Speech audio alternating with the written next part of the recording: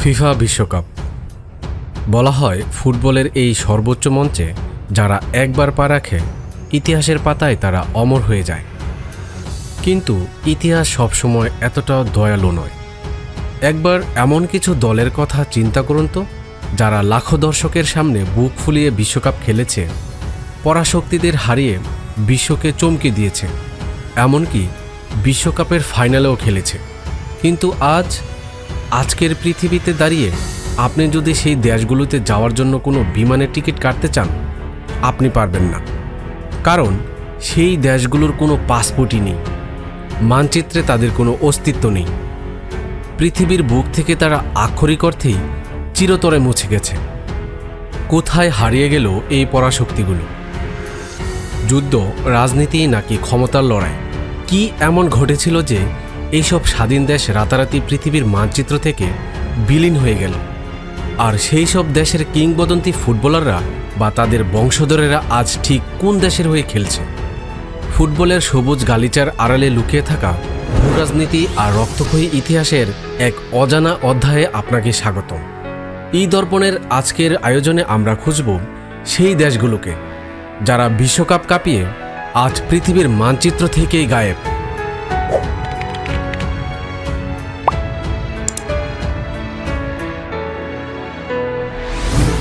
Soviet union. 90-এর দশকের আগে football মাঠে এক আতঙ্কের নাম ছিল সোভিয়েত ইউনিয়ন। বর্তমান রাশিয়া, ইউক্রেন, বেলারুশ থেকে শুরু করে কাজাকিস্তান, উজবেকিস্তান সহ মোট 15টি প্রজাতন্ত্র তখন ছিল একই পতাকার নিচে। ফুটবল মাঠে তারা ছিল আক্ষরিক অর্থেই এক রেড মেশিন। 1958 থেকে 1990 সালের মধ্যে তারা মোট 7 বার বিশ্বকাপ খেলেছে। 1966 সালের বিশ্বকাপে তারা পৌঁছে গিয়েছিল সেমিফাইনালে। তাদের গোলপোস্ট সামলাতেন ইতিহাসের একমাত্র ব্যালন ড'র জয়ী গোলরক্ষক দ্য ব্ল্যাক স্পাইডার লেভ ইয়াশিন। মাঠের রাজত্ব টিকলেও 80-র দশকের শেষে তাদের অর্থনীতিতে ভয়ঙ্কর ধস নামে। স্নায়ুযুদ্ধ বা কোল্ড ওয়ারের প্রভাবে রাষ্ট্রীয় কোষাগার শূন্য হতে থাকে। অবশেষে চরম রাজনৈতিক অস্থিরতার জেরে 1991 সালের ডিসেম্বরে আনুষ্ঠানিকভাবে ভেঙে টুকরো টুকরো হয়ে যায় পরাক্রমশালী সোভিয়েত ইউনিয়ন। ফলে একটি বিশ্বশক্তি রাতারাতি ইতিহাসে পরিণত হয়। সোভিয়েত ইউনিয়ন ভেঙে জন্ম হয় 15টি স্বাধীন দেশের। এদের মধ্যে রাশিয়া এবং ইউক্রেন আজ আলাদা আলাদা স্বাধীন দেশ হিসেবে নিয়মিত আন্তর্জাতিক ফুটবল ও বিশ্বকাপ খেলছে। এমনকি 2018 সালের বিশ্বকাপ তো রাশিয়াতেই অনুষ্ঠিত হয়েছিল। যে দলটি একসময় প্রতিপক্ষের বুকে কাঁপন ধরাত, আজ তারা বিভক্ত হয়ে খেলছে ভিন্ন ভিন্ন দেশের জার্সিতে। যুগোস্লাভিয়া। ফুটবল পণ্ডিতদের যদি জিজ্ঞেস করেন বিশ্বকাপ ইতিহাসের সবচেয়ে বড় হোয়াট ইফ বা আক্ষেপের নাম কি, তবে উত্তর আসবে একটাই, যুগোস্লাভিয়া। তাদের বলা হতো ইউরোপের ব্রাজিল। 1930 সালের প্রথম বিশ্বকাপ থেকে শুরু করে 1990 সাল পর্যন্ত তারা মোট 8 বার বিশ্বকাপ খেলেছে। এর মধ্যে 2 বার খেলেছে সেমিফাইনাল। 1990 বিশ্বকাপে যুগোস্লাভিয়া দলটিকে বলা হয় ইতিহাসের অন্যতম প্রতিভাবান দল। কিন্তু এর পরপরই শুরু হয় ভয়ঙ্কর এক ট্র্যাজেডি। জাতিগত সংঘাত আর রাজনৈতিক দ্বন্দ্বে 1991 সালে দেশটিতে শুরু হয় ইতিহাসের অন্যতম ভয়াবহ গৃহযুদ্ধ, যা চলে টানা 1 দশক। যে খেলোয়াড়রা একসময় কাঁধে কাঁধ মিলিয়ে গোল উদযাপন করতেন, যুদ্ধের ডামাডোলে তাদের সেই দেশগুলোই একে অপরের শত্রুতে পরিণত হয়। যুগোস্লাভিয়া ভেঙে জন্ম নেয় 7টি নতুন দেশ: ক্রোয়েশিয়া, সার্বিয়া, বসনিয়া ও হার্জেগোভিনা, স্লোভেনিয়া, মন্টেনিগ্রো, উত্তর ম্যাসেডোনিয়া এবং কসোভো। একটু ভেবে দেখুন, 2018 বিশ্বকাপে রানার্স আপ হওয়া লুকা মদ্রিচের দল ক্রোয়েশিয়া কিংবা আজকের শক্তিশালী সার্বিয়া, এরা সবাই একসময় যুগোস্লাভিয়ার অংশ ছিল। এরা আজ একসাথে থাকলে হয়তো বিশ্বকাপের সমীকরণটাই অন্যরকম হতো। চেকোস্লোভাকিয়া। চেকোস্লোভাকিয়া এমন একটি দেশ যারা একবার নয় 2 বার বিশ্বকাপ ফাইনাল খেলেছে, অথচ আজ সেই দেশটি পৃথিবীর মানচিত্রে নেই। চেকোস্লোভাকিয়া 1934 সালে স্বাগতিক ইতালির বিপক্ষে এবং 1962 সালে পেলের শক্তিশালী ব্রাজিলের বিপক্ষে তারা বিশ্বকাপ ফাইনাল খেলেছিল। এই দুটি ফাইনালে হারলেও পুরো বিশ্ব তাদের ফুটবলের প্রেমে পড়েছিল। যুগোস্লাভিয়ার মতো এখানে কোনো রক্তপাত হয়নি। 90-এর দশকে এসে দুই অঞ্চলের মানুষের মধ্যে অর্থনৈতিক ও সাংস্কৃতিক পার্থক্য দেখা দেয়। তাই 1993 সালে তারা একটি রাজনৈতিক সমঝোতার মাধ্যমে শান্তিপূর্ণভাবে দুই ভাগে বিভক্ত হয়ে যায়। ইতিহাসে একে বলা হয় দ্য ভেলভেট ডিভোর্স বা মখমলের বিচ্ছেদ।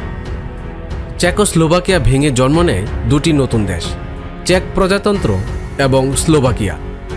আজ এই দুই দেশ আলাদা ফুটবল ফেডারেশন এবং আলাদা জার্সি গায়ে আন্তর্জাতিক ফুটবল খেলছে। চেকোস্লোভাকিয়ার সেই দুই বিশ্বকাপ ফাইনালের রূপকথার গল্প আজ কেবলই ইতিহাসের আর্কাইভে বন্দী।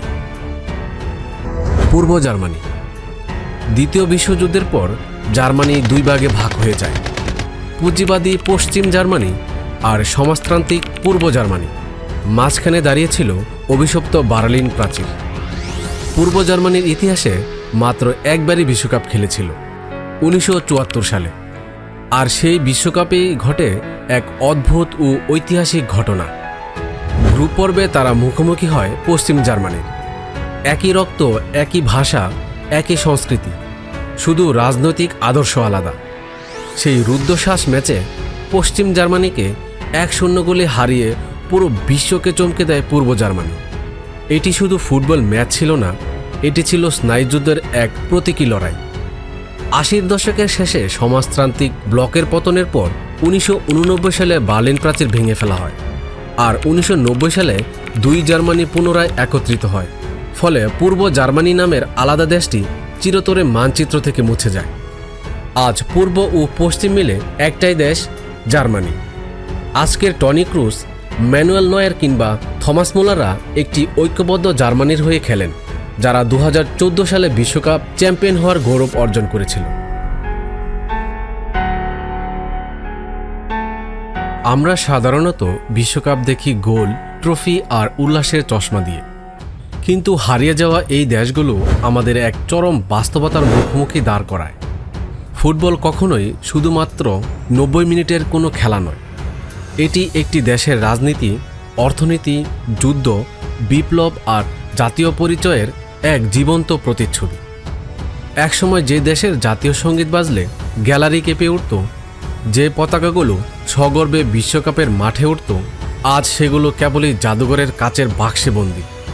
বিশ্বকাপে যখন কোনো দেশের খেলোয়াড়দের বুকে হাত রেখে জাতীয় সঙ্গীত গাইতে দেখবেন, একটু ভাববেন, পৃথিবীর ইতিহাসে এমন অনেক দেশ ছিল যারা কল্পনাও করতে পারেনি যে একদিন তাদের অস্তিত্বই পৃথিবীতে থাকবে না। দেশগুলো হারিয়ে গেছে, মানচিত্র মুছে গেছে, কিন্তু ফুটবল তাদের ভুলেনি। আজকের এই রোমাঞ্চকর ইতিহাস আপনার কেমন লাগলো? এর মধ্যে কোন দেশের গল্পটি আপনাকে সবচেয়ে বেশি অবাক করেছে? কমেন্টস করে অবশ্যই জানাবেন। ভিডিওটি ভালো লাগলে লাইক দিন এবং এমন সব অজানা ও রহস্যময় তথ্য জানতে চ্যানেলটি সাবস্ক্রাইব করে বেল আইকনটি বাজিয়ে দিন। দেখা হচ্ছে পরের ভিডিওতে নতুন কোনো ইতিহাস নিয়ে। ততক্ষণ পর্যন্ত ভালো থাকুন, সুস্থ থাকুন। ধন্যবাদ।